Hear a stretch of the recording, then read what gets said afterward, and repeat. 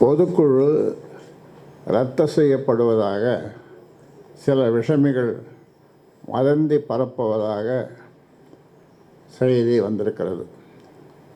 பொதுக்குழு ரத்து செய்யப்படுவதாக சில விஷமிகள் வதந்தி பரப்புவதாக செய்தி வருகிறது.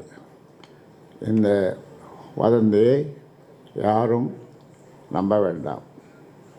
இந்த வதந்தியை யாரும் நம்ப வேண்டாம். எனது தலைமையில் நாளை 17/8/2025 ஞாயிற்றுக்கிழமை பாட்டாளி மக்கள் கட்சியின் சிறப்பு பொதுக்குழு கூட்டம் திட்டமிட்டபடி நடக்கும். இதில் எந்தவித மாற்றமும் இல்லை.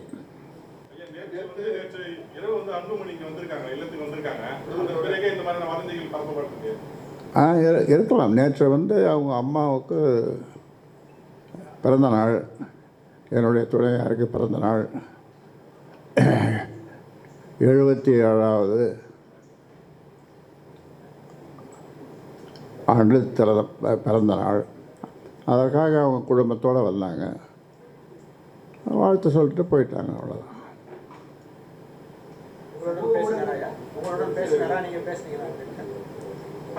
அவரும் வணக்கம் சொன்னால் நானும் வணக்கம் சொன்னேன். அவ்வளோதான். வேறு எந்த பேச்சும் இல்லை. வேறு எந்த பேச்சும் கிடையாது. வணக்கம் வணக்கத்தை வரவேற்றது. இந்த வணக்கம் அந்த வணக்கத்தை வரவேற்றது. அப்படிதானே?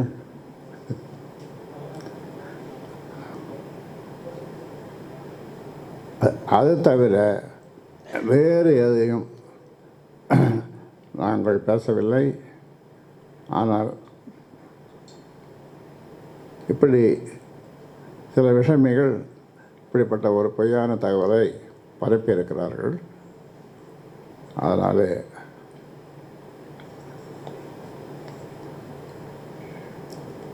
இதை பொதுக்குழு உறுப்பினர்கள், நாளை வர இருக்கிற உறுப்பினர்கள் இதை நம்ப வேண்டாம். திட்டமிட்டபடி உங்களுடைய பயணத்தை தொடருங்கள். நாளை உங்கள் அனைவரையும், பொதுக்குழு உறுப்பினர்கள் அனைவரையும் நான் சந்திக்கப் போகிறேன். முக்கியமான பல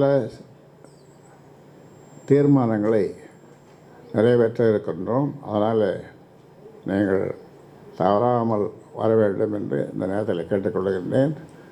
உங்களையும் ஊடக நண்பர்களையும் நீங்களும் கட்டாயம் வாருங்கள். ஒரே நிகழ்வுக்காக அந்த நிகழ்வு நடந்ததுனால, பிறந்தநாள் கொண்டாட்டத்துக்கு வந்ததுனால சமூக ஊடகங்களில் அன்புமணி ஆதரவாளர்கள் தான் அதிகமான பதிவுகளை இட்டிருக்காங்க. 2 பேரும் உங்களுக்கு இணைச்சதா இது அவங்களே பயன்படுத்தி என்ன சொல்றாரு? நேற்று சந்திச்சதுனால சமாதானம் ஏற்பட்டதாக செய்தி நிறைய வெளியிட்டு. அதெல்லாம் பொய்யான செய்திகள். எல்லாம் பொய்யான செய்திகள். பொய் பொய் பொய் பொய் பொய். ஆசீர்வாதம் வாங்கிட்டு தான் போனாருன்ற மாதிரி ஒரு பதிவுலாம் போட்டிருந்தாங்க. எல்லாம் பொய் பொய் பொய் பொய்.